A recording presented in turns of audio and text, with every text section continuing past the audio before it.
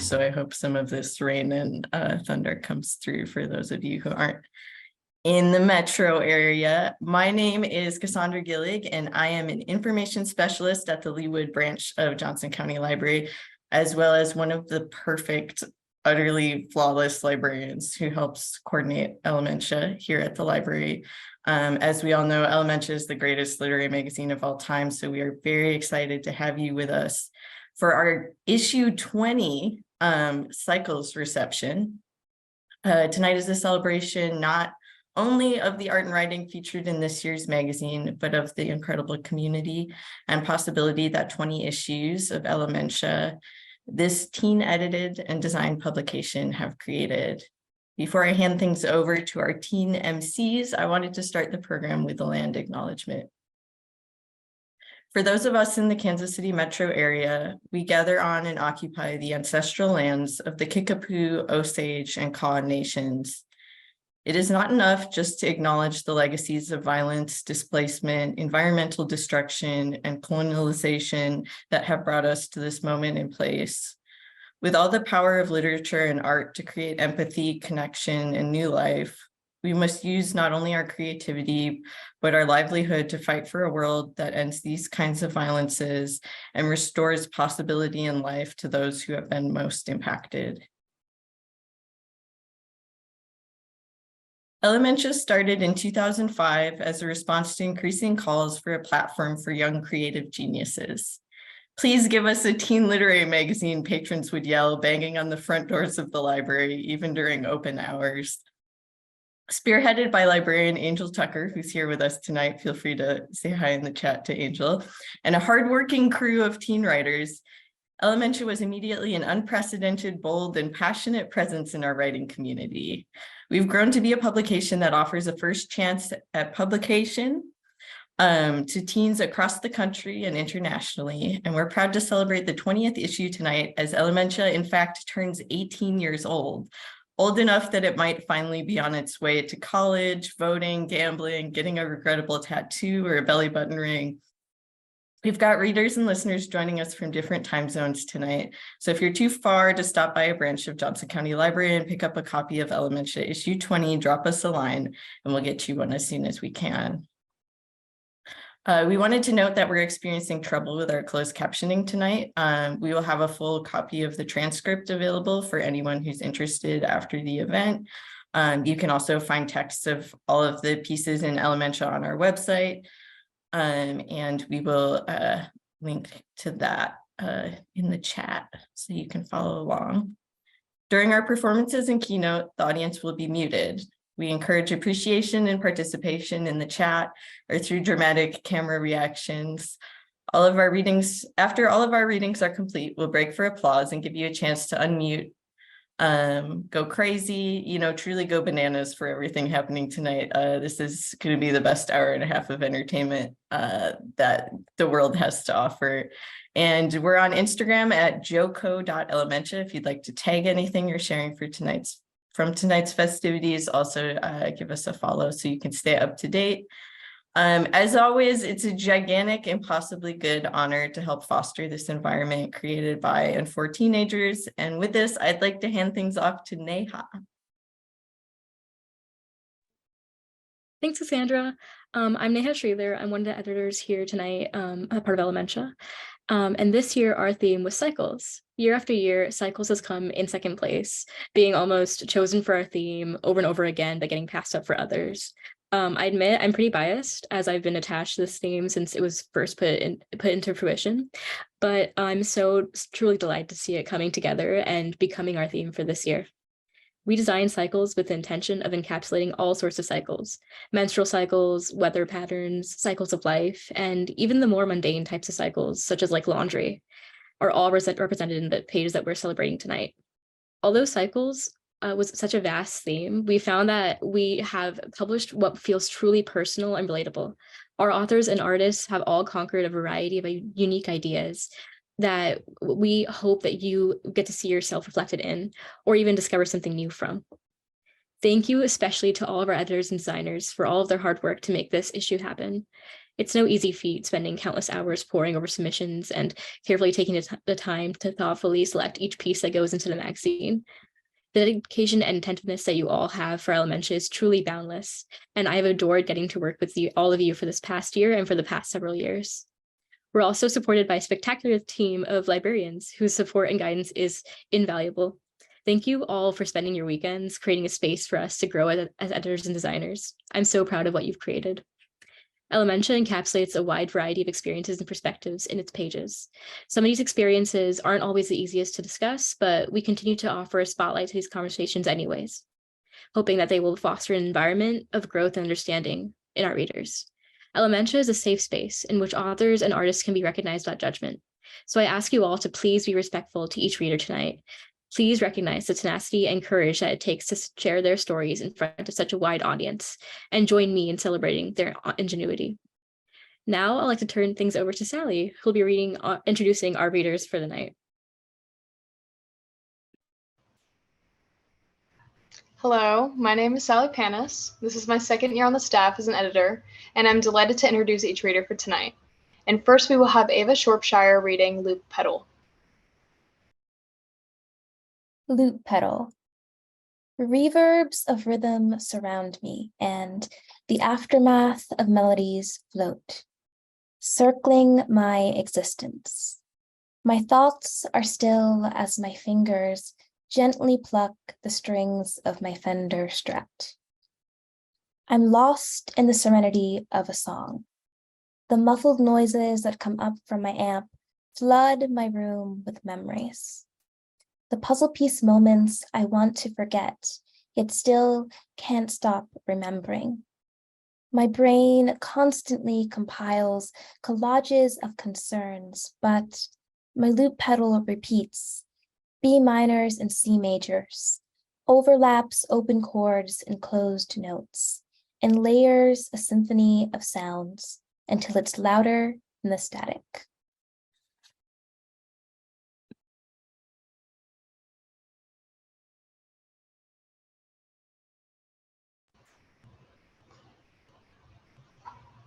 I have to say that the imagery and the way you delivered that just really sold that for me. Okay, next we will have Lillian Flood reading A Wistful Storm. A Wistful Storm. In all her many years, the woman did not think she ever witnessed anything as ugly as rain. It wasn't just the way it stuck to the ground, leaving muddy piles all over the city, littering the sidewalks with grime and built-up trash. No, what truly made her despise the stormy weather was the way it made her feel. It was such unworldly emptiness that captivated her, as if lightning had struck her directly in the chest.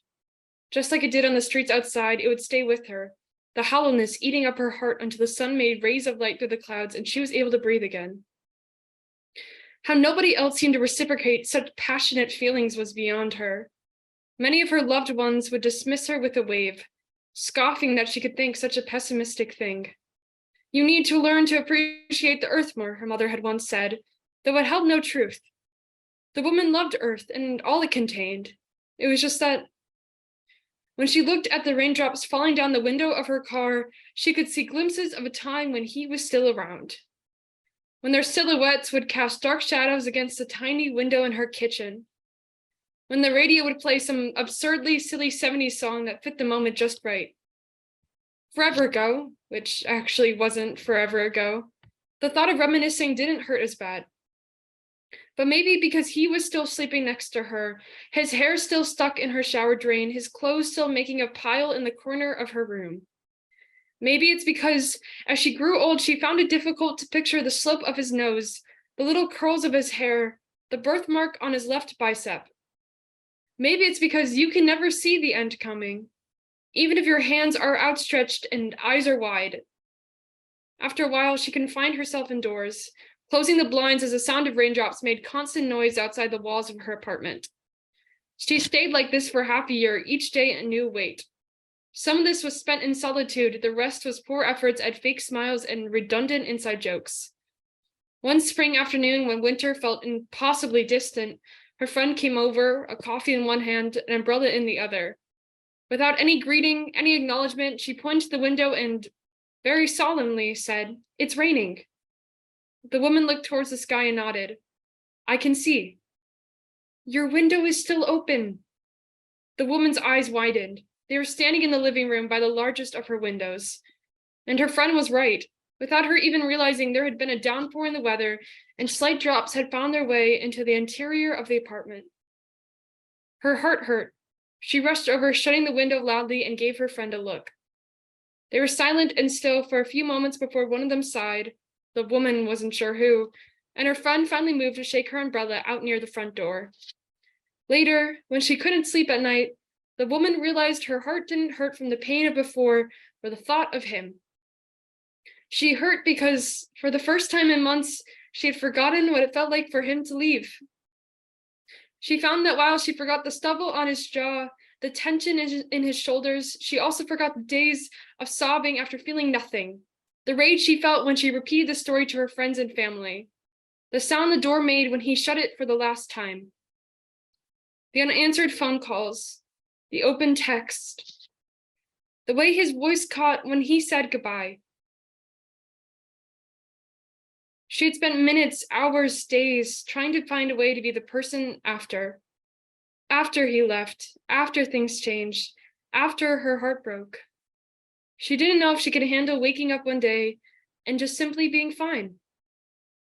The woman had gotten so used to the pain, the way it left her eyes droopy and her fingers nervous, that she had allowed it to consume her. They told you that love was worth everything, that if you had to choose something in life, choose love. But what was love if you lost yourself in the process? The woman didn't know. So she continued to dread the rain and all of its what-if questions. Some memories were best left ignored.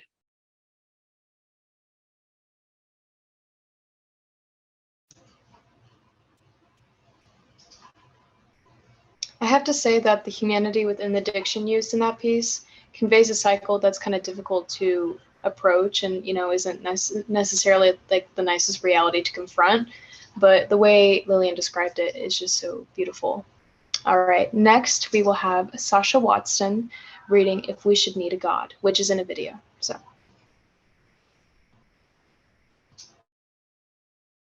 Hi, my name is Sasha, and the poem I'll be reading today is called If We Should Need a God. The first thing is to wait for the rain to soften our skin so that we might easily peel the surface away. And still the blood stays clinging in our veins like the fly to a horse, pulsing and swaying to stay the rippling body. Veins outlast. The blood inside preserved for the worshipping.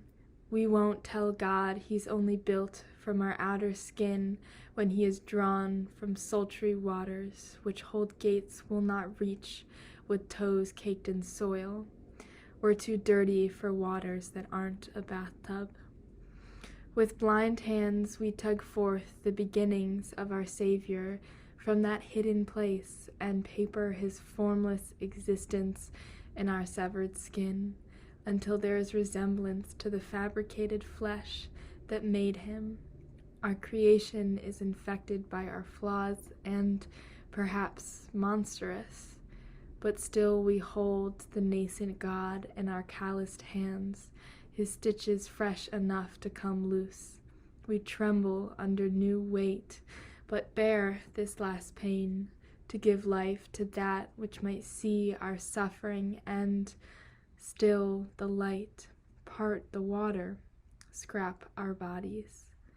You've become us, or are we becoming you? Promise you'll save us. Maker, remake us better this time. Thank you.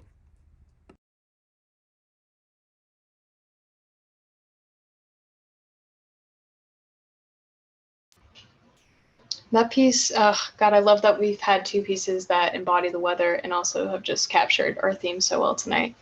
All right, next we have Chloe Chow reading Pretty Enough. Pretty enough. Something breaks in the frozen night, tearing. You sit up, and I stay right here in these warm sheets. You say I am pretty only because the word beautiful is too strong for someone like me. The word lovely too bland. The word cute too childish. Pretty is enough, and pretty is anyone. I reach for your hand, and I want to have your fingers between mine, but you pull away, like the sting of a bee, like something foul. A bird screeches somewhere in the dark, cuts itself off abruptly. You stand up and open the window. Moonlight casts on your clean, freckled skin. I am brown against these white sheets, against you. You are strong where I am broken, and Mama says someone like you is someone I need. There are things we can love enough with time, and I am not one of them. The crackling stars, gossiping moon, abandoned bicycle on an empty road, wheels spinning still. I feel naked in this cold light, ashamed I study my fingers, count each one like a confession. And again, wind rushes through the open breeze. I want to call out, come back to bed. But the words flicker and die in my mouth. My jaw sets like the pretty girl I am. Please, please tell me again how pretty I am.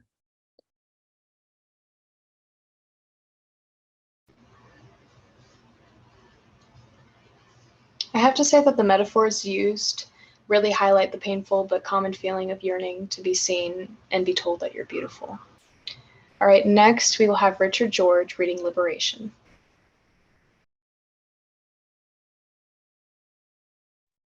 Liberation. Spectra of light shine in and out of view. A rainbow of emotions envelop the mind as the music pumps harder and faster and louder.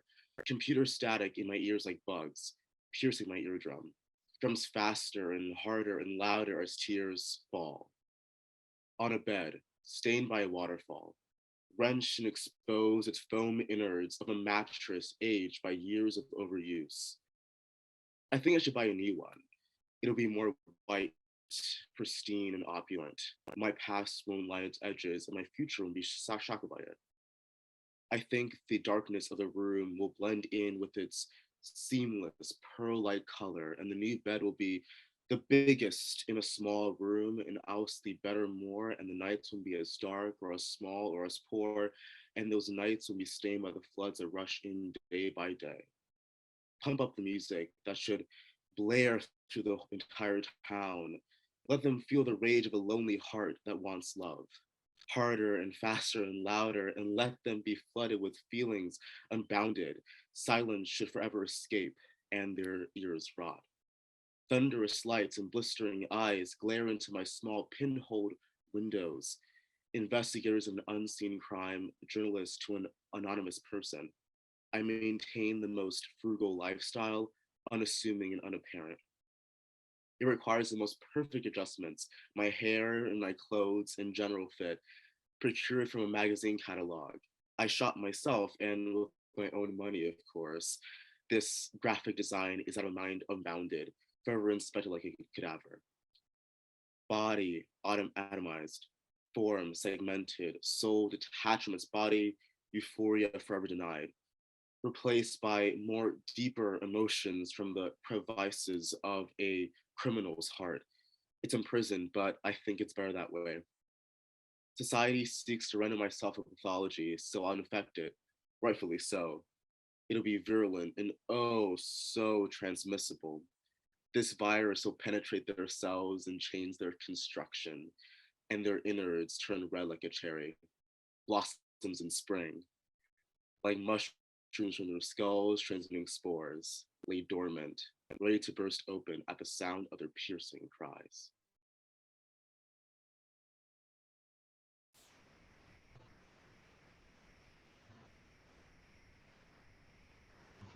I have to say the rhythm of that piece and the flow of the words perfectly matched and depicted a sense of cycles within each of us and gave to an important voice to just something that we all experience. All right, and finally, I'd like to introduce Nitya Devi reading The Allure of Home.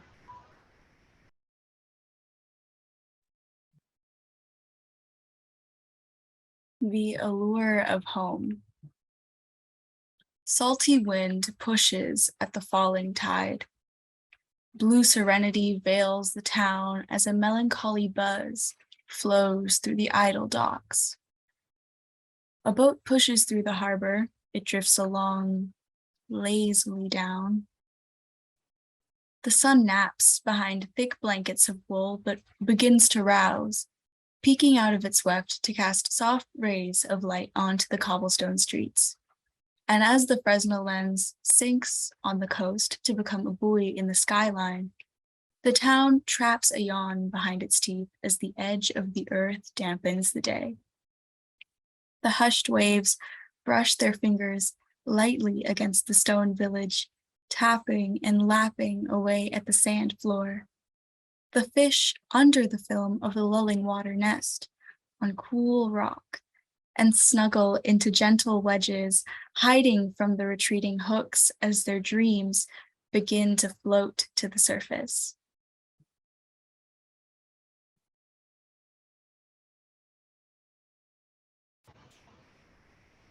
The personification used paired so nicely with the profound imagery used in that piece. So I loved it. All right. I would like to thank each of our readers, as their pieces contributed an important voice and showcase to all the different types of cycles within our lives. Now I would like everyone to unmute and applaud these writers.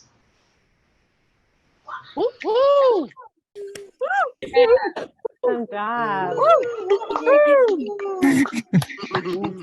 Geniuses. I do actually have a surprise, though. We have another reader that is here that has a lovely piece. It is Barbara reading Betrayal. Hi, hello. Sorry I joined quite late because I'm on the opposite side of the world, so I kind of the Wi-Fi wasn't working. But the piece I'll be performing today is titled Betrayal. At first, time flies. Every moment is left embraced, ignorant of its fate, unaware that one day its presence will be felt time and time again, overanalyzed, the past to which the future will be fettered. Soon enough, for every vivid memory analysis follows, beholden with intricacy, to sounds, smells, tastes, textures, incarcerated in this moment, almost as if letting go will mean the end. In the wake of betrayal, thundering at your door, having you tortured moment by moment, persisting in its presence, the touch of emptiness, lingering long after its departure, forever present. The gloom festering itself upon you, fed up, you try forget, and yet with each tug of war, its grip tightens, chaving your skin, tethered to perpetuity. Eyes shut, you find an escape, temporality, veiling the sentiment in a poltergeist white mist, breathing space.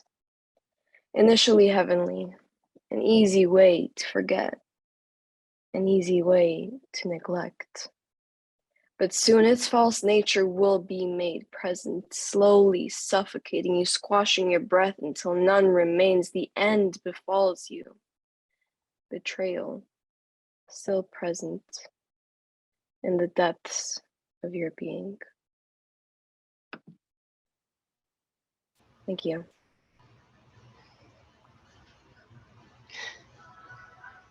Hi everyone, I'm Ava and I'm one of the editors and designers on this year's issue of Elementia. In this year's issue, our poets and authors have created literary masterpieces, highlighting cycles through diction and prose. This powerful storytelling continues visually through our amazing art pieces. It was incredible seeing the wide array of perspectives and narratives that tackled and explored our theme cycles. Each and every artist featured in this issue have all conquered a variety of unique ideas while sharing the cycles they find intertwined in their own lives. Our design team was marveled by all of the vivid art pieces, riveting photographs, and carefully crafted sculptures. While curating and designing this issue, our team hoped to highlight the stunning visual stories of each passionate artist on every page of the magazine. Speaking of highlighting visual stories, we will now hear from the incredibly talented Liliana Huey as she shares her celestial cover art piece, Stories in the Stars. Hello, everyone. My name is Liliana Huey. One sec. Oh, it's not letting me. Gotcha. All right. Sorry about that. My name is Liliana Huey, and first of all, I want to say, how dare they make me go after all of these wonderfully spoken authors? That I'm not. But I am an artist. I am behind the cover art, Stories in the Stars, as well as the piece on page 60, Precautions of a Uterus. And I'm here to represent all of the amazing artists that are included in this amazing edition of Elementia.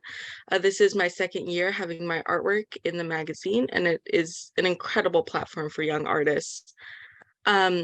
As for the artwork, I think it's important to highlight that as artists, as authors, as designers, and overall creatives, we have the ability to make anything that comes to our mind. Art has been made since the beginning of time, and it has been for every purpose, to educate, to revere, to document, and to feel, as was proven by the waves of chills I got as I received listening to this group of readers. I made this piece as an homage to the zodiac signs. The history behind zodiac signs comes from Babylonian astrology in the first millennia as a way to document the time of year that correlates to the constellations in the sky. They would observe the patterns of stars in the sky at a certain time in the year, and then they would correlate those stars to the people who were born during that time. It was a way of personifying this vast unknown that was the night sky. And this art piece shows the symbolism between each zodiac sign filling that night sky. It's made of acrylic paint and Sharpies. And zodiac signs are still a very popular concept, and while I do not have full belief in these theories, I love to educate myself on different cultures and ways of belief. As an artist and an upcoming designer, it is our responsibility to create what is true to ourselves, but to also ensure that we are educating ourselves on the topics we represent. And that covers the backstory behind this art piece.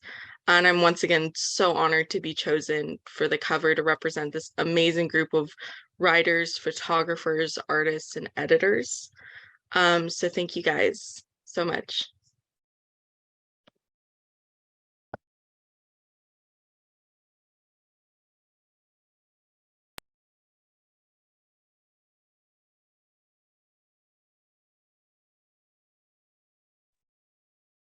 Thank you so much, Liliana, for sharing.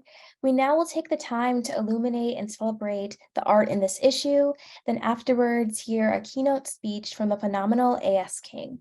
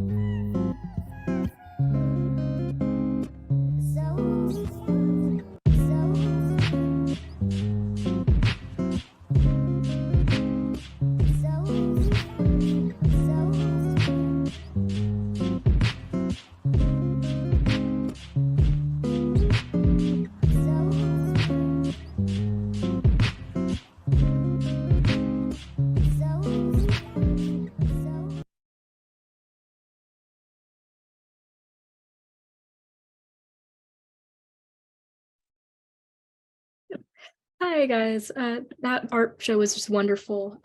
Ignore some of the rain in the background. It's lovely to see all the different artists and all the talent we have as a community here. I'd love to introduce for all of you A.S. King today. It's hard to know where to start with A.S. King. She's a surrealist who fearlessly examines cycles of abuse, addiction, and mental health. These are never endpoints, though. Each is a roadmap, a lifeline for readers in breaking old cycles of harm and perpetuating new cycles of love. She has a fierce love and respect for teen readers. Her books don't pull punches or look away. She's always telling a generous and unflinching truth.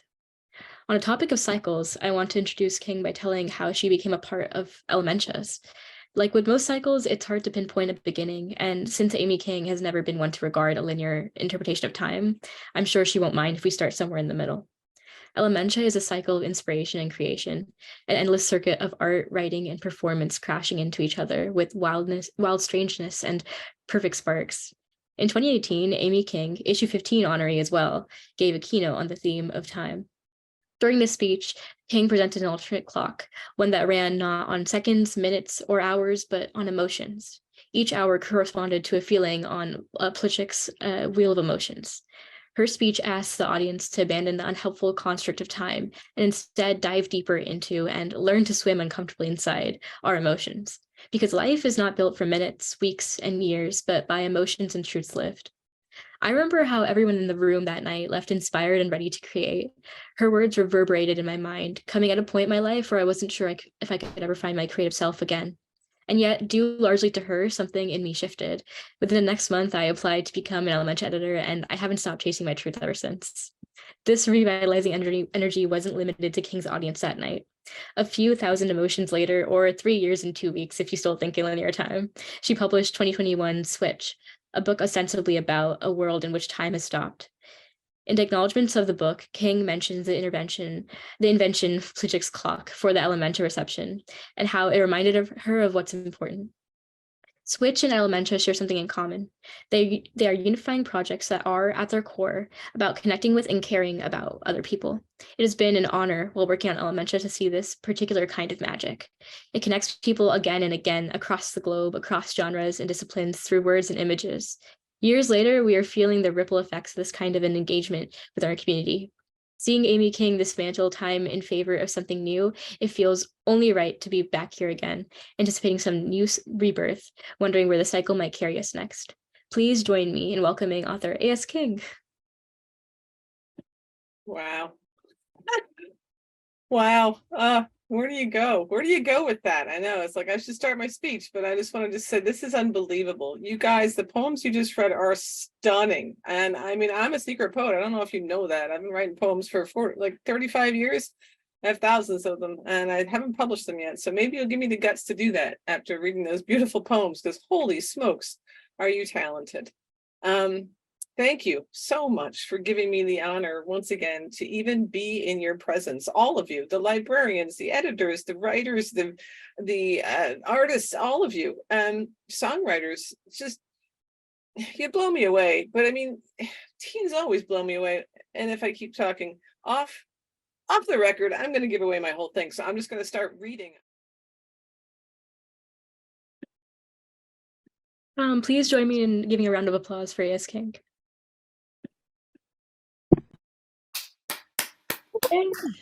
Wow. Thank you guys. Amazing. So thank you so much, A.S. King. We're honored to have you here tonight and to continue to cycle inspiration and creation, which really started back 5 or 6 years ago. I also would like to now hand things over to Supriya to talk about next year's theme. Honestly, I don't think I can move on from A.S. King's beautiful speech just yet. I mean, if your goal was to change one mind, consider yourself done, because now I aim to breathe those stanzas that can grip onto someone else's shame and just open their eyes. Because that was truly beautiful. Thank you. But now we do have to move along the night. And so, as editors and designers, it has not only been our pleasure to have delivered to you a complete edition of Cycles, but also to bring you the pins and needles that will push your thoughts into our next edition, Unspoken. Issue 21 will focus on our world flushed with constant communication, yet woefully left disconnected and wanting for the thoughts that we are too scared to uncover. Prod at the cultural and social standards that force us to keep silent. Discover the obstacles in your life that have led you to keep certain things behind sealed lips. What is it about our environment that makes certain things taboo? Explore the things that you have left to fester away in hidden notebooks or wash down the shower drains. Let loose the ideas that haven't quite found their rhythm in the mainstream river. Get out your creativity and attack the invisible constructs that leave us questioning our own minds. Next year's edition is an invitation to let your secrets loose, so get ready to flood the elementia submission box with your original poetry, short stories, essays, comics, and artwork. Now, without further ado, I'm incredibly excited to introduce our musical guest for tonight, Vaughn Wynn, though some of you may know her better as Fawn's here. Vaughn is a singer-songwriter and cover artist from Overland Park, Kansas. She's captured the hearts of many on social media platforms including YouTube, Spotify, Instagram, and TikTok with her ephemeral voice, guitar, and piano skills, and has also recently released her own original song, Handcuffed. Please join me in giving Vaughn Wynn a warm welcome.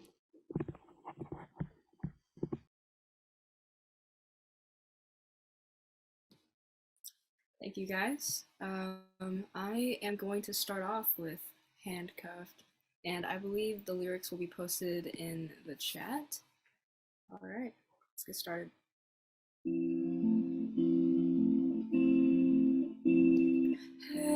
Handcuffed to mistakes,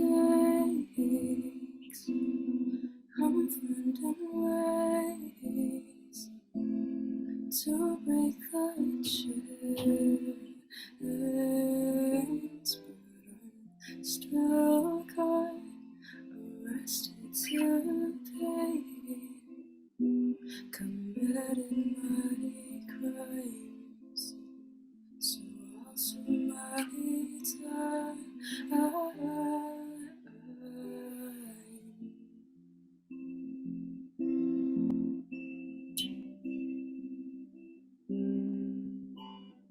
Lifeless sin turned into a life sentence, reliving my bleak past tense, forgetting to be present. And my destiny declined heaven, but at least I can die trying. How can a sorry ever be enough for me? Here's a criminal's apology.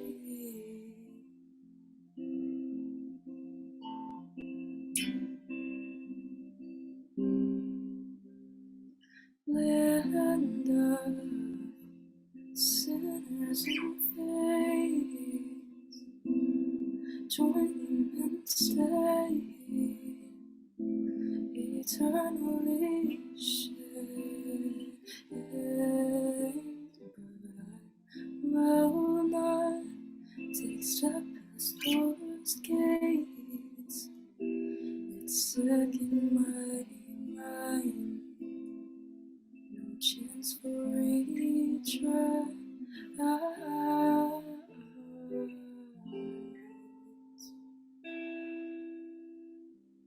Okay. All right, I'm going to move on to another original, and that one is titled Seasonal. This one isn't out yet, so you guys are getting like the inside scoop of my future songs. All right.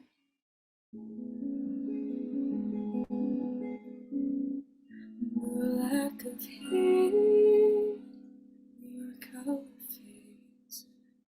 Will we meet, or is this fate?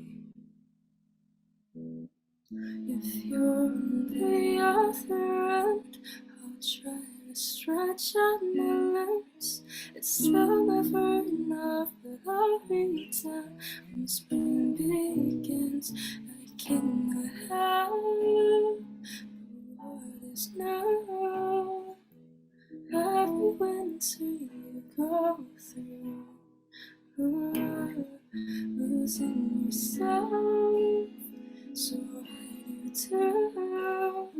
I'm simply here and not there for you.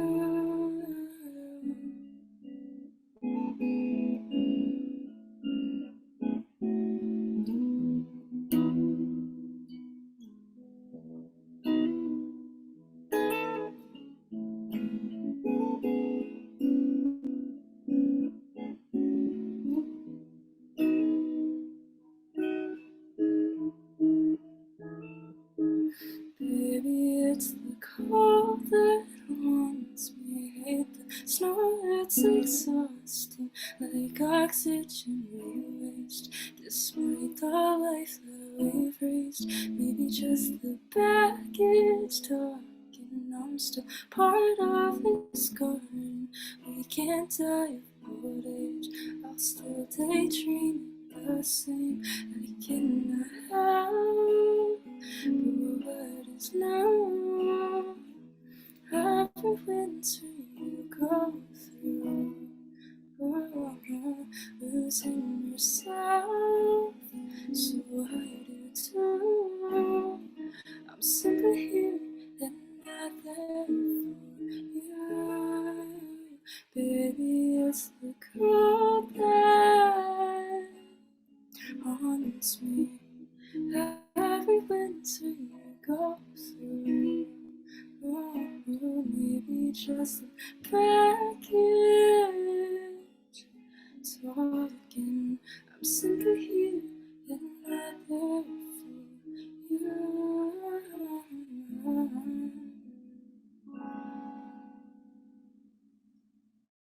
All right. Thank you so much. I personally love that one. I wrote it on a snow day, so maybe that explains some things. All right, this next one is called First Class. It's about, well, I wrote it about graduation, about a friend, about friends who are leaving. And Supriya actually kind of helped me a little bit. She likes to initiate certain verses, and I just kind of complete them. So thank you to her. Okay.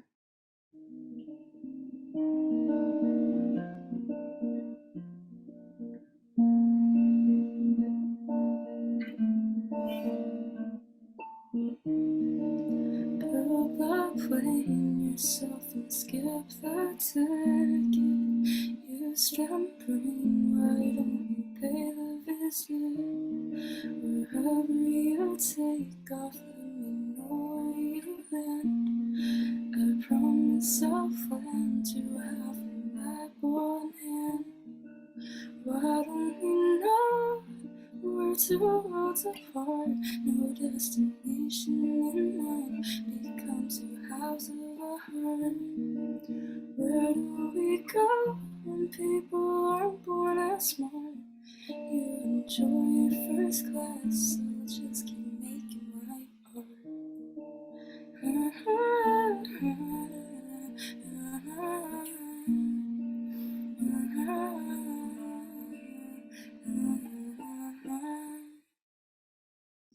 All right. Thank you so much. All right, so starting now, it's going to be covers.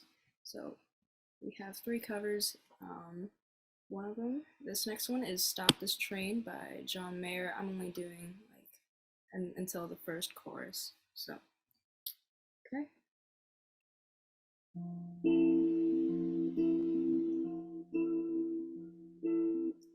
No, I'm not colorblind. I know the world is black and white. I try to keep an open mind, but I just can't sleep on this tonight. Oh, stop this train, 'cause I wanna get off and go home again. I can't take this speed, it's moving in. I know I can't, so honestly, won't someone stop this train? Ooh,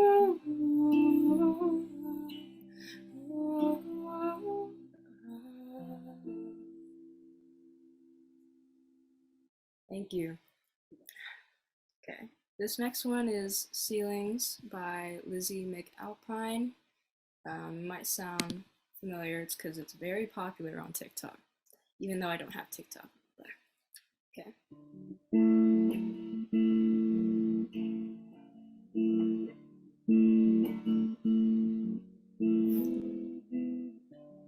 Ceilings, plaster, can't you just make it move faster? Lovely to be sitting here with you. kinda cute, but it's raining harder. My shoes are not full of water. Lovely to be rained on with you. It's kinda cute, but it's so short. Then you're driving me home, and I don't wanna leave, but I have to go. You kiss me in your car, feels like the start of a movie I've seen before.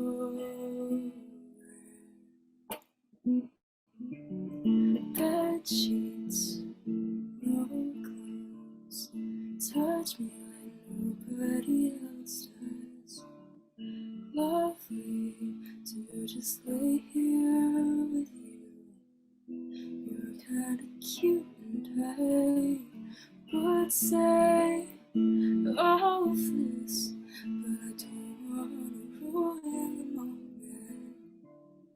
Lovely to sit between comfort and chaos. But it's over, then you're driving me home, and it kinda comes through as I get up to go. You kiss me in your car, and it feels like the start of a movie I've seen before, but it's not real.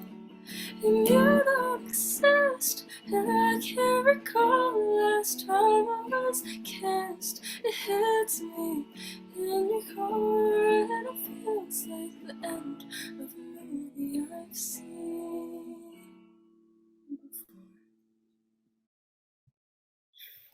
God, I love that song. Okay. This next one is called Dirge by a band that I recently discovered called Arm's Length. Happiest accident of my life. It's just going to be the end of the end portion of this song.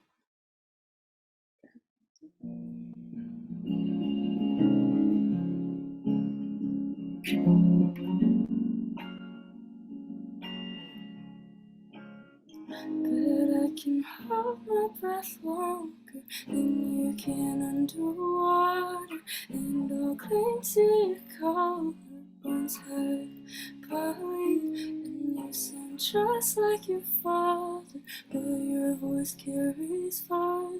You won't grow to be taller, half asleep.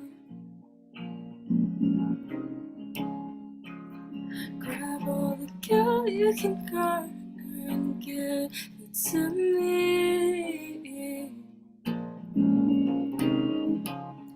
You bite the hand that pulls on your collar and chew on your teeth. Had a good head on your shoulders, at least until you got old. You know it's steady and slow and still ends in smoke. What started out as a smolder surface boiling over, the eyes of the beholder are soon to be closed. I'm breaking bones and you're signing my cast. That's exactly how you wind up dead. I am blessed to be home. I'm possessed by my past. Put a roof over my rotten head. You know exactly where I'll go when I'm gone. Know that it's been in the works for so long. Born and raised, tending to our trauma bond, 'cause you know that it's all we've got.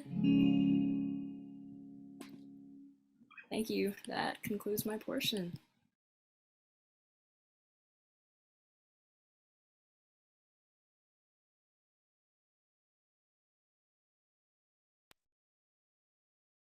Thank you, Vaughn, so much for that amazing performance.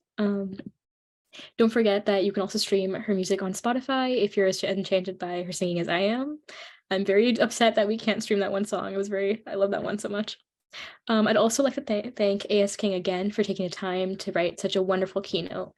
When we picked the theme of cycles for this issue, I never imagined that we'd actually been able to witness another cycle in the form of her return to the elementia stage, but it truly is the final flourish that this evening needed. A big thank you as well to our readers. Each and every one of you creates the heart of this community. Without the continued support of our returning readers, as well as the new friends who recently found out about elementia, there would be no one to listen to the breathtaking array of voices that our writers and artists represent. On that note, I'd like to invite you to continue your support and come back to read next year's issue, Unspoken. Submissions for our 21st issue are currently open at jocolibrary.org/elementia. We're also currently accepting applications for the editorial and design teams on our website.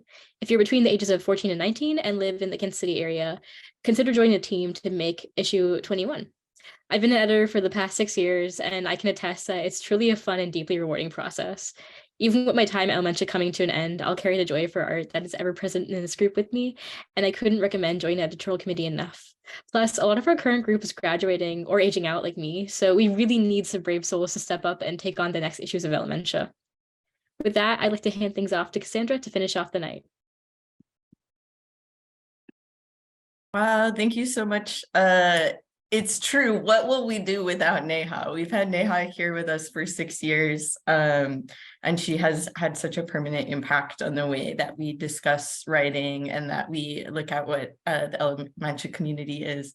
There are so many people here tonight who are graduating and who are just like complete and total geniuses. And so I just want to take a minute to thank all of our tireless editors and designers for all of the work that they put into this magazine. You can see that like the end product is something that is like so extraordinary and like blows us away every year. I'm so happy to be here in this room with you all.